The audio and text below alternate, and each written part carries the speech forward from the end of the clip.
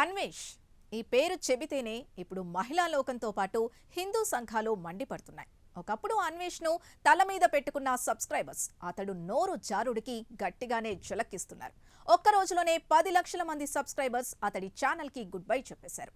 అయితే ఇటీవల హిందూ దేవతలపై, హిందువులపై, భారతదేశంపై పలు నెగిటివ్ కమెంట్స్ చేయడంతో ఒక్కసారిగా అతనిపై తీవ్ర వ్యతిరేకత వచ్చింది.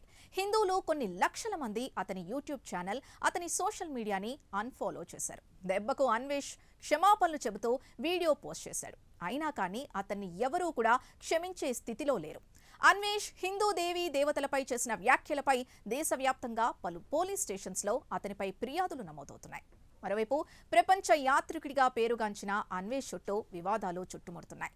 హిందూ దేవతలు, మత విశ్వాసాలపై అనుచిత వ్యాఖ్యలు చేశారనే ఆరోపణలతో ఆయనపై వరుసగా కేసులు నమోదవుతున్నాయి. తాజాగా హైదరాబాద్ పంజాగుట్ట పోలీస్ స్టేషన్లో సినీ నటి, బీజేపీ నాయకురాలు కరాటే కళ్యాణి అన్వేష్పై ఫిర్యాదు చేశారు. దేవుళ్లను దూషిస్తూ హిందూ ధర్మ భావాల్ని దెబ్బతీసే వ్యాఖ్యలు చేశారని ఆమె ఆరోపించారు. ఆమె ఇచ్చిన ఫిర్యాదును స్వీకరించిన పోలీసులు యూట్యూబర్ అన్వేష్పై 352, 79, 299 BNS సెక్షన్స్తో పాటు 67 IT యాక్ట్ కింద కేసులు నమోదు చేశారు. ఈ వివాదాస్పద వ్యాఖ్యలకు సంబంధించి త్వరలోనే అన్వేష్కి పోలీసులు నోటీసులు జారీ చేయనున్నారు. పోలీసులకు ఫిర్యాదు చేసిన అనంతరం కరాటే కళ్యాణి మీడియాతో మాట్లాడుతూ అన్వేష్పై తీవ్రంగా మండిపడ్డారు. హిందూ, ముస్లిం మతాల మధ్య విద్వేషాల్ని రెచ్చగొడుతున్నాడని ఆరోపించారు. 2.5 మిలియన్లకు పైగా సబ్స్క్రైబర్లున్న అన్వేష్కు వచ్చే ఆదాయం మన దేశం నుంచే వెళ్తోందని, అలాంటి వ్యక్తి దేశ సంస్కృతిని విమర్శిస్తే సహించరాదన్నారు. వెంటనే అతడి యూట్యూబ్ ఛానల్ని అన్సబ్స్క్రైబ్ చేయాలని ప్రజలకు పిలుపునిచ్చారు. ఇదిలా ఉండగా ఖమ్మం అర్బన్ పోలీస్ స్టేషన్లోనూ సీతాదేవి, ద్రౌపదిపై అనుచిత వ్యాఖ్యలు చేశారంటూ మరో కేసు నమోదవడం గమనార్హం. అన్వేష్ చేసిన వ్యాఖ్యలపై తెలంగాణ వ్యాప్తంగా హిందూ సంఘాలు తీవ్ర ఆగ్రహాన్ని వ్యక్తం చేస్తున్నాయి. ఇప్పటికే తెలుగు రాష్ట్రాల్లో పలు ప్రాంతాల్లో అతనిపై వరుసగా ఫిర్యాదులు అందుతున్నాయి.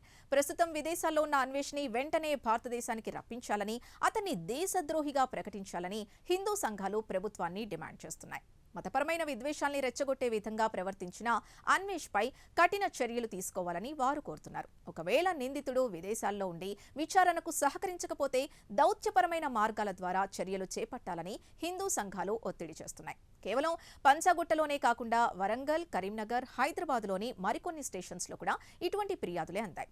సోషల్ మీడియా ప్లాట్ఫామ్స్లో ఇలాంటి విద్వేషపూరిత కంటెంట్ని తొలగించాలని సైబర్ క్రైమ్ విభాగం యూట్యూబ్కు లేఖ రాసే యోచనలో ఉన్నట్టు సమాచారం. కేవలం దేవుళ్లపైనే కాకుండా నటుడు శివాజీ, ప్రవచనకర్త గరికపాటి నరసింహారావుపై కూడా అన్వేష్ చేసిన వ్యాఖ్యలు నెటిజన్ల ఆగ్రహానికి కారణమయ్యాయి. ప్రస్తుతం విదేశాల్లో ఉంటూ వీడియోలు చేస్తున్న అన్వేష్ని తక్షణమే భారత్కు రప్పించి చట్టపరమైన చర్యలు తీసుకోవాలని హిందూ సంఘాలు డిమాండ్ చేస్తున్నాయి. ఒకవైపు నెటిజన్లు పెద్ద ఎత్తున అన్ఫాలో, అన్సబ్స్క్రైబ్ చేస్తున్నా మరోవైపు అన్వేష్ మరింత రెచ్చగొట్టే వీడియోలు చేయడం పరిస్థితిని ఉద్రిక్తంగా మార్చుతోంది.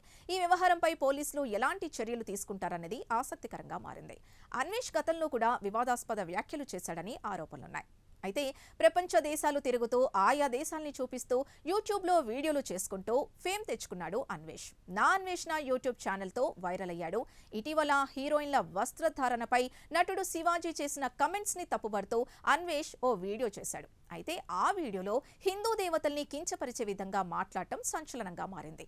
హిందువులు దేవతగా కొలిచే సీతమ్మ వారిపై, అలాగే ద్రౌపదీదేవి గురించి అన్వేష్ అసభ్యకరమైన రీతిలో మాట్లాడాడు. దీంతో దేవతల పట్ల అన్వేష్ తీరుపై హిందూ సంఘాలు తీవ్ర ఆగ్రహాన్ని వ్యక్తం చేశాయి. మరోవైపు అన్వేష్ని దేశ ద్రోహిగా ప్రకటించాలని, అతన్ని భారత్కు రప్పించాలని హిందూ సంఘాలు డిమాండ్ చేస్తున్నాయి. యూట్యూబర్ కమెంట్స్కు నిరసనగా తెలుగు రాష్ట్రాల్లో అన్వేష్ దిష్టిబొమ్మను దగ్ధం చేశారు.